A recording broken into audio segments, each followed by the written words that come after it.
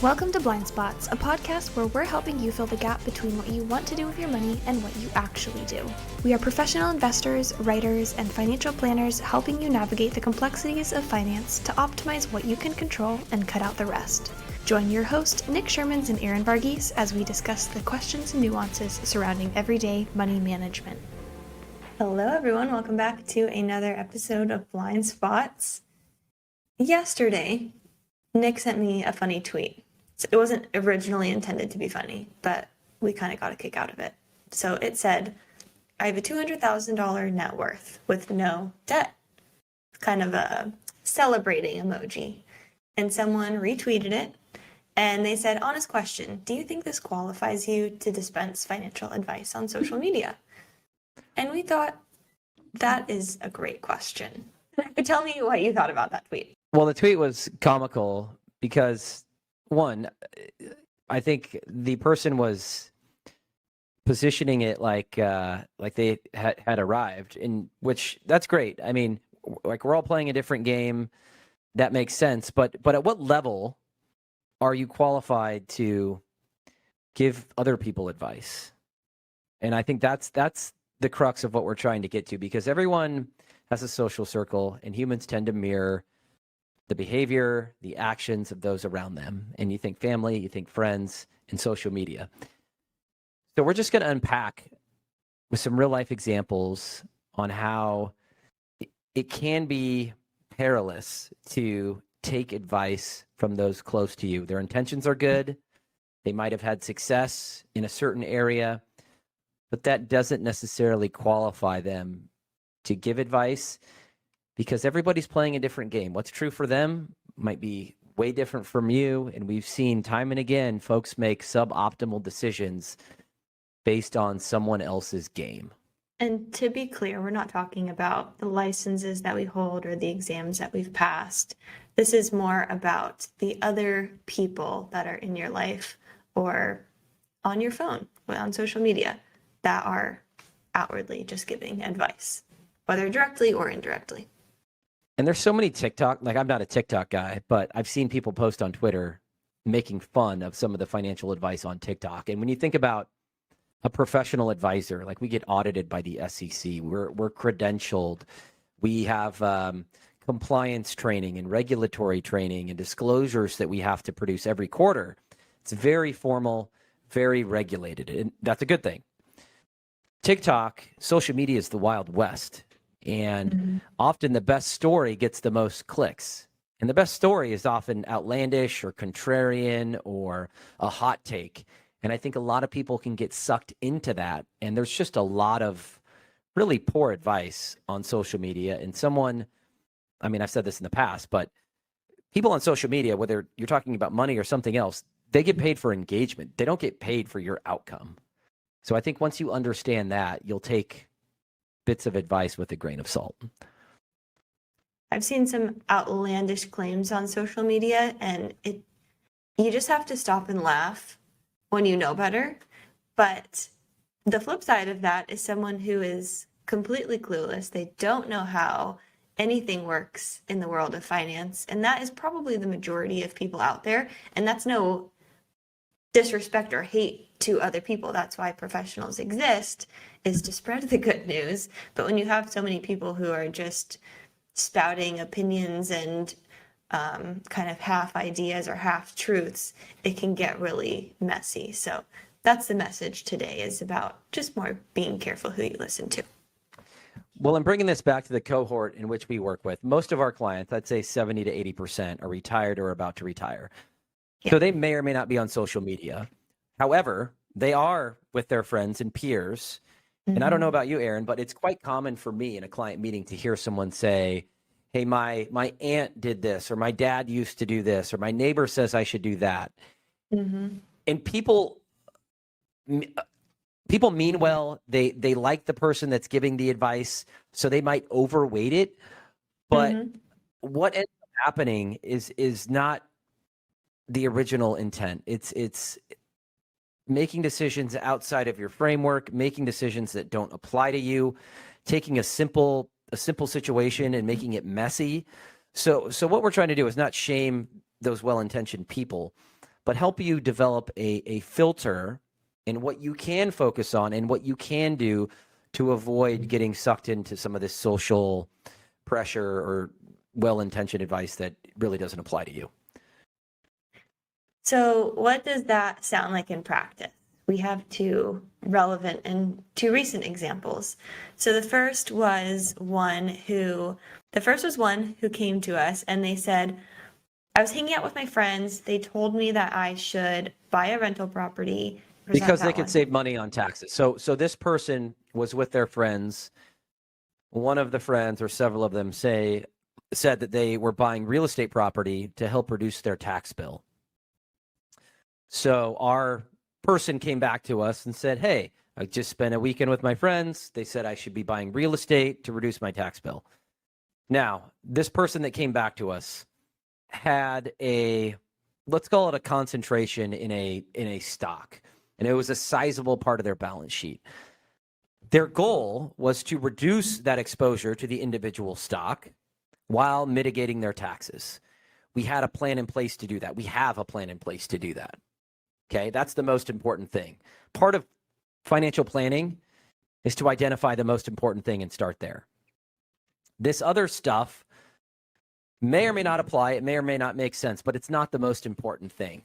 But most importantly, my friend had blinders on to what other things these people had going on. So yeah, that might make sense for them to buy a rental property. They're working with the CPA. They're working with a real estate agent. That might make plenty of sense for them.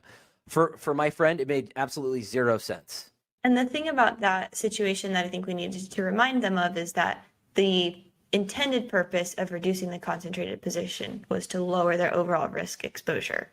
By purchasing a rental property or any other form of real estate, while it's a different type of risk, it is inherently risky in and of itself. And so while you're reducing risk on one side, you're also adding risk in another way on the other side. So it really didn't make sense for their situation. Does that mean that there aren't other tax things that they could button up in different places? Absolutely. There's probably something out there somewhere, but it's not a one-to-one solution for everybody. Well, and furthermore, there's a softer side to this. So I know my friend. I went to college with him. He would have zero patience and tolerance dealing with a renter, calling him at midnight saying the plumbing is all backed up. Like one of my beefs with real estate investors, this whole passive income movement, real estate investing is not passive at all. It's very active. So there was the financial side, which didn't make any sense. There was the softer side, which made even less sense because it would drive this person crazy. And it all goes back to identifying the game that you're playing. You have a plan in place. What your friends are doing, what their friends are doing, probably doesn't apply to you. Everybody's got their own circumstances that they're working through. So people get in trouble when they're taking bits and pieces from everyone around them, completely out of context, and trying to jumble it together with their own personal plan. You're always going to be confused. You're going to be rudderless. That's not a repeatable framework for making sound money decisions. That's more emotional, subject to whims and what's the latest fad. Like you find yourself chasing what's hot. And for most people, that's just not a reliable plan. On the topic of chasing what's hot, our second example of how we saw this play out in the real world is a couple who has gotten caught up in Airbnb. Now, for a lot of people, the short-term rental space has done really well for them, but it doesn't always work out well for everyone. Do you want to expand on this? Yeah, so this couple stumbled across a friend, like a mutual friend of somebody that was talking about how much money they were making through short-term rentals like VRBO and Airbnb. They started reading up on it. They purchased their first Airbnb rental, which turned into 3, which turned into 5, which turned into 7. Now they are heavily in debt. They're borrowing money from family. They're struggling to rent the properties. And it's turned into this massive stress in their life. And they never set out to invest in short-term rentals. I don't think they fully understood the commitment, the market, the leverage, the debt involved, the hassle with guests and being a host and making sure that you're always booked. And they ended up with properties in, I think, California, Tennessee, Washington. And now they're looking to sell these properties for less than they paid for them. And it's just created a massive liability, a massive headache. And again, it all stemmed from talking with someone that was playing a different game, thinking there was a quick, hot shortcut to making a bunch of money, and going and doing something without a framework or understanding the risk to it. And it's just a really sad story. And I think a lot of people have fallen into this because, you know, a lot of real estate people think that real estate only goes up. But when you're dealing with debt, when you're dealing with property, that really magnifies and widens the range of potential outcomes. You know, when things are good, they're really good. When things are bad, they're really bad. And unfortunately, this couple is on the wrong side of it. I'm really interested to see how Airbnb does in the future, because you've got so many just regular families that own one or two properties. And, you know, 5 years ago, it was easy to be highly leveraged. You have your personal or your primary home leveraged in order to purchase these other properties. Now that interest rates have gone up, their margins are squeezed, and probably a lot of people are underwater. I think in the next couple of years, we're going to see potentially a big change in what that market looks like. Yeah, and when people who aren't educated on real estate or any asset class start talking about it like it's easy, like that goes back to the sentiment thing.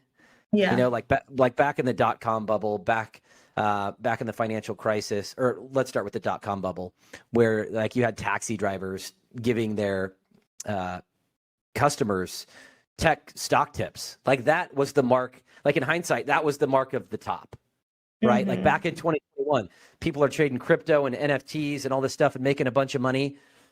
That really was the top. People were trading monkey pictures for millions of dollars. In hindsight, that was an obvious trade that filled up with a-holes. So when I hear someone tell me that XYZ is easy and it's a commonly known thing, that's a sentiment red flag. And I think that's what loosely happened with Airbnb. Isn't there kind of an old saying, like if the guy that's shining your shoes is giving you advice, it's kind of the same thing, like that's your indicator? Yeah, well, there's Jared Dillon, who's an author. I just gave you his book. It's like Personal Finance Made Easy or something. No Yes. worries. Okay. How to live a stress-free financial life.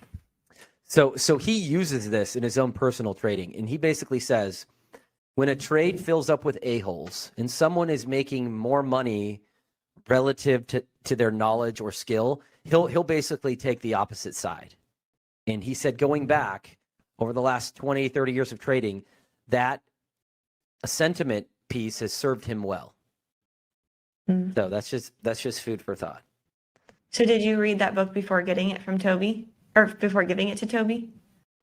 So Toby's read it first. I just started it last night. I just finished the Elon Musk book, which I found fascinating, but that's a different conversation. Yes, it is. I was going to say we have this pile of books that's kind of lining up that is going to become your prerequisites for joining Pure Portfolios, is you have to read all of these different books.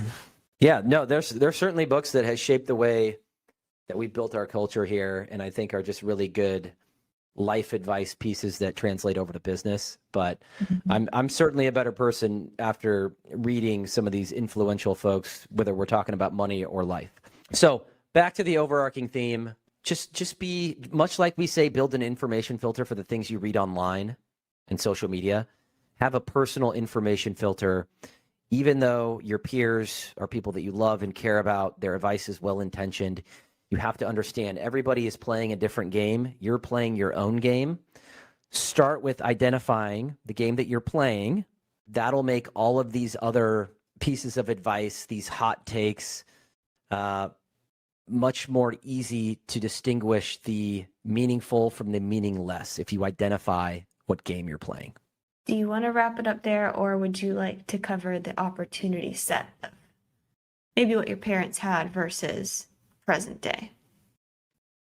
Sure. So I'll talk about my parents, where during their time, my parents are in their, I think my mom's 73, my dad is 71, I'm 42.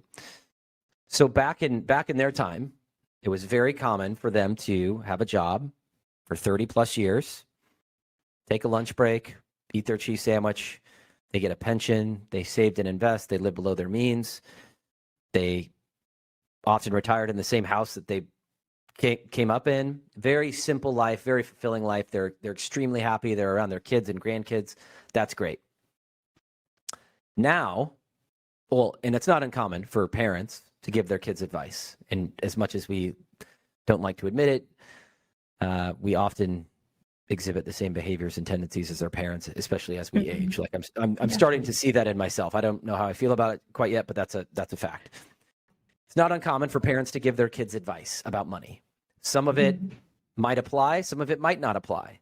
Why it might not apply is when we came up, and Aaron's younger than I am, but I think this loosely holds, the opportunity set of what we faced is completely different. Like before I launched Peer Portfolios, I think I had 6 or 7 jobs. Back in the 60s, someone might view that as a red flag. Back in the mid-2000s, that was completely normal. Now there's side hustles. You can make money online. You can make money in your underwear. There's all sorts of ways to click buttons online and make money. There's work from home. There's flexible work. Someone could live on the East Coast and work for a company on the West Coast. That's completely normal. Okay, so what I'm saying is your parents' advice, well, although it's well-intentioned, might not apply to us because the opportunity set is completely different. The same goes for money. The opportunity set of investments is different. Your parents invested in mutual funds and individual stocks. Your parents might have used a broker. They called them up, or the broker called them up and said, "Oh, I think Johnson & Johnson is really going to move today. We should buy some." That's not the case today. Young people are investing in digital assets, in real estate, in fractional art, in all sorts of stuff. So again, I'm belaboring a point, but the opportunity set is different. Take their advice with a grain of salt, and it goes back to identifying the game that you're playing. That makes everything else much more clear. I think that's a good place to wrap it up. Okay, Aaron's on the verge of taking a nap, so we're going to wrap it up. I hope you enjoyed this episode of Blind Spots and hopefully learned something about creating a filter for the financial information that you are getting from either your peers or your family or social media. If you have any questions or comments, you can send that to us at insight@pureportfolios.com, and we will see you in the next one.